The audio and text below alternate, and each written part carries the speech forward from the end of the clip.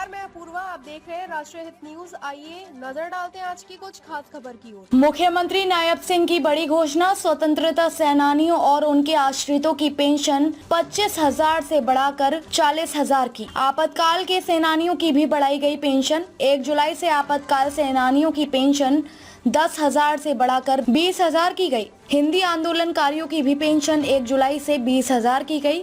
संविधान के नाम पर देश को गुमराह करने वाली कांग्रेस ने देश को आज के ही दिन आपातकाल में धकेला।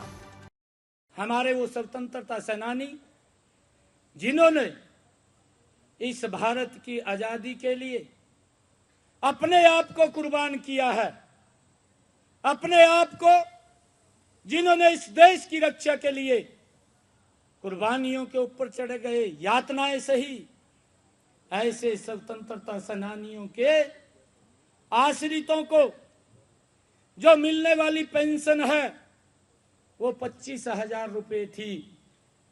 आज आपके बीच में मैं ये घोषणा करता हूं कि उन स्वतंत्रता सेनानियों को और उनके आश्रितों को अब 1 जुलाई से ये पेंशन 40,000 रुपया मिलनी शुरू हो जाएगी। हमारे जो इमरजेंसी के अंदर जिन्होंने इस संविधान की रक्षा के लिए, इस लोकतंत्र की रक्षा के लिए जो जेलों में चले गए, यातनाएं सही, उन परिवारों को 10,000 रुपए महीने की पेंशन देने का काम ये हमारी सरकार ने किया।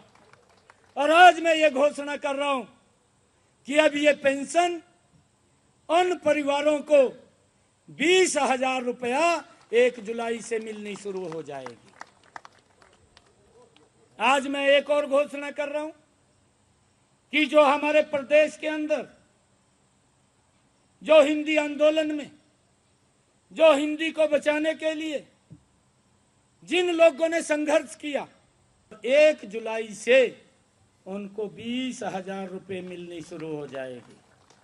प्रधानमंत्री थी श्रीमती इंदिरा गांधी ने 25 जून 1975 की रात्रि को आपातकालीन स्थिति लागू कर लोगों के संवैधानिक अधिकारों का गला घोटने का काम वो इंदिरा गांधी ने किया।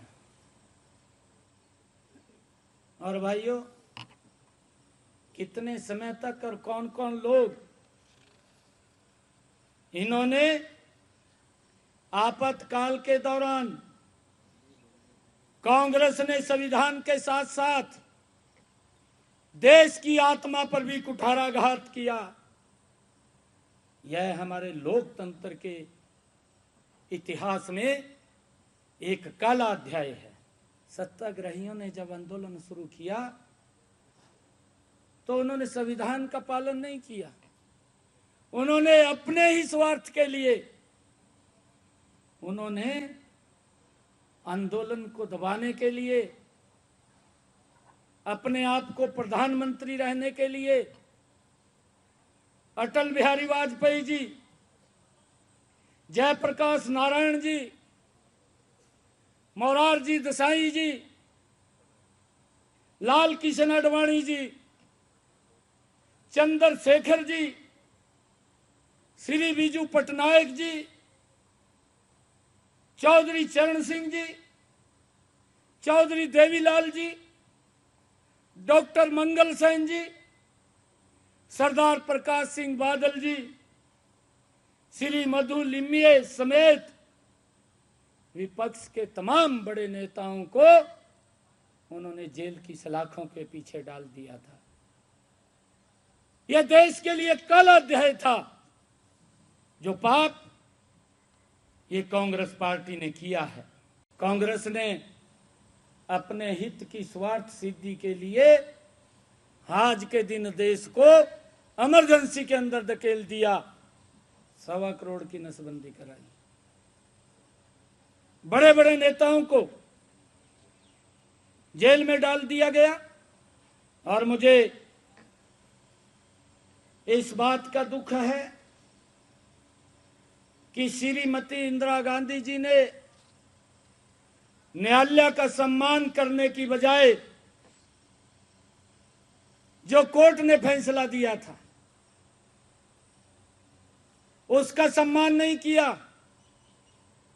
ये संविधान की बात कर रहे हैं, ये हाथ में संविधान की बुक उठा करके जो लोग संविधान को बचाने की बात कर रहे हैं, वो लोग इस देश का भी अपमान कर रहे हैं, वो लोग इस देश के पवित्र संविधान का भी अपमान कर रहे हैं।